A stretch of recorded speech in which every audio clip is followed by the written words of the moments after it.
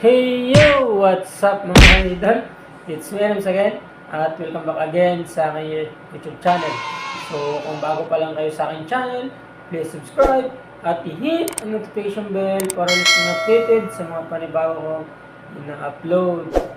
So for today's video mga idol ay may nag-request naman kung paano daw hindi, mali.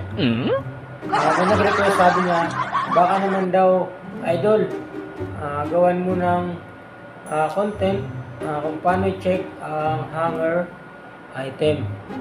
So, bago muna natin yan sagutin mga idol, quick intro muna tayo.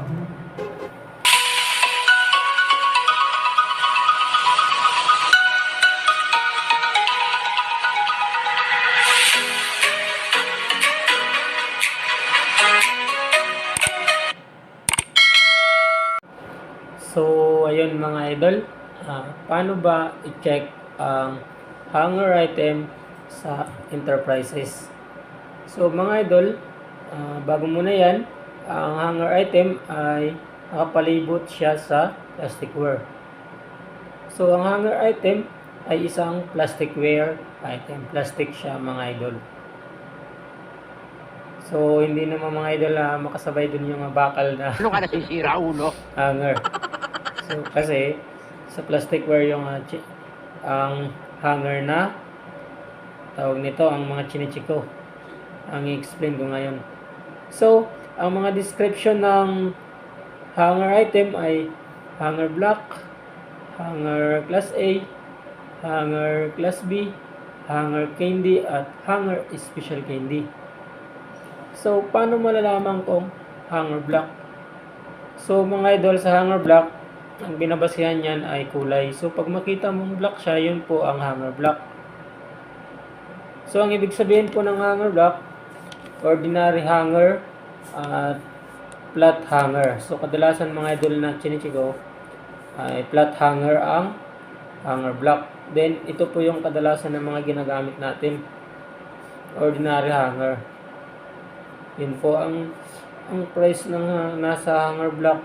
Ang hanger block ay nasa 45 pesos yun mga idol. So, mura na. At nasa 12 pesos lang. Nasa 12 pesos siya mga idol. Ang hanger block, nasa 45 pesos lang siya. Yun po ang mga ordinary hanger. So, paano naman masasabi kong class A? So, ito ang ibig sabihin ng class A.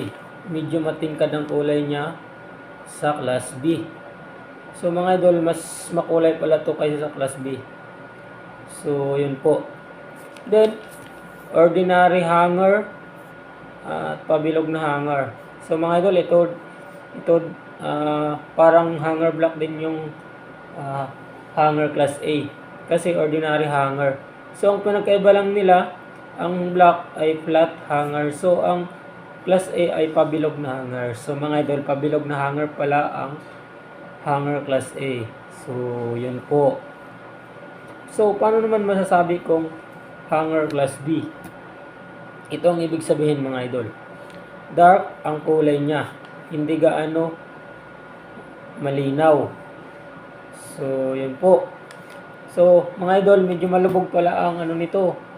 Ang kulay, hindi malinaw, dark. Tapos, at hindi matingkad ang kulay niya. So, mga idol, hindi siya kakulayan.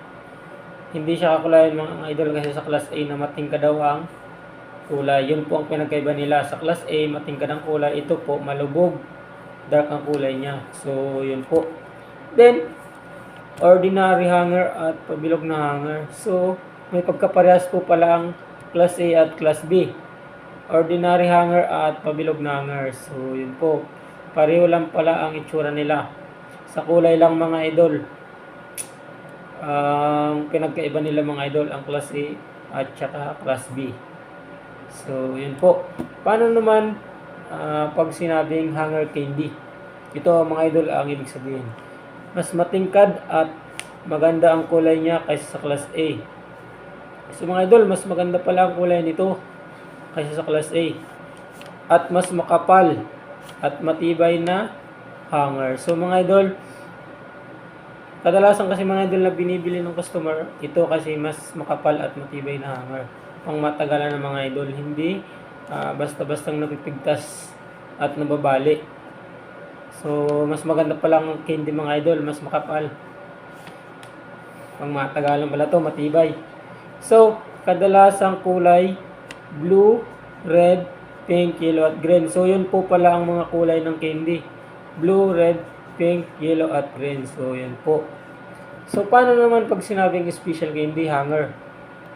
So, mga idol, ang candy at special candy ay magkaparehas lang ang itsura. Ang pinagkaiba lang daw mga idol, ang special candy ay kulay mocha at gray. Tapos ang candy naman, kadalasang kulay ng candy ay blue, red, pink, yellow, at green. So, yun mga idol. Paras lang pala itsura nila sa kulay lang ang pinagka iba. So, yun po. So, ano naman po ang example na stock number ng hanger black? So, ito po, 8888-BLK. Ibig sabihin po ng BLK, yun po ay black. Hanger black po siya mga idol. So, paano naman makikita sa mismong item? Ang 4 na 8 na stock number niya. So, mga idol, nakalagay po yan sa may katawan lang mga idol. Bubuklatin mo lang. Titingnan mo kung may nakasulat na 4 na 8. So, yun po ang chine-check mo na hanger black. So, yun po. Paano naman ang stock number ng hanger class A? Ito po yung example ko. 8888-C/A. So, ibig sabihin ng C/A mga idol, hanger class A siya. So, ang stock number niya ay 4 na 8. Ganon din sa black.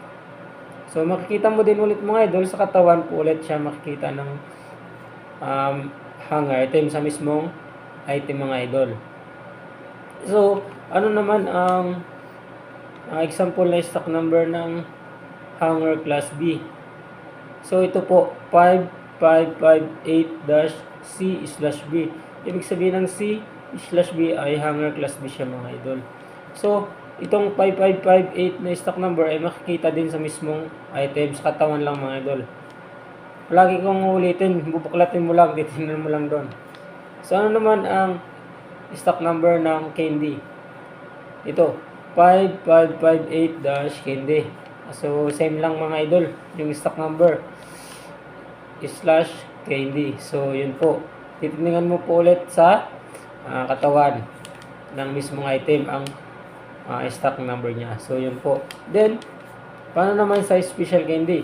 5558-SC. Ibig sabihin ng SC, special candy hanger siya mga idol. So, ganun din mga idol sa pagtingin sa mismong item ng stock number niya. Paulit-ulit lang. Pag sa stock number, titingnan mo lang sa tawag nito sa katawan. So, yun po. So, yun po ang pag-check sa description at stock number ng hanger item. So, yun po. Paano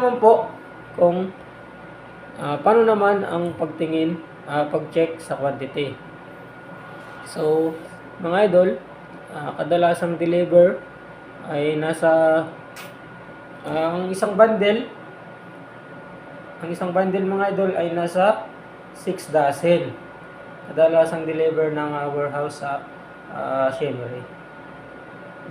Nasa 1 bundle mga idol, equivalent to 6 dozen.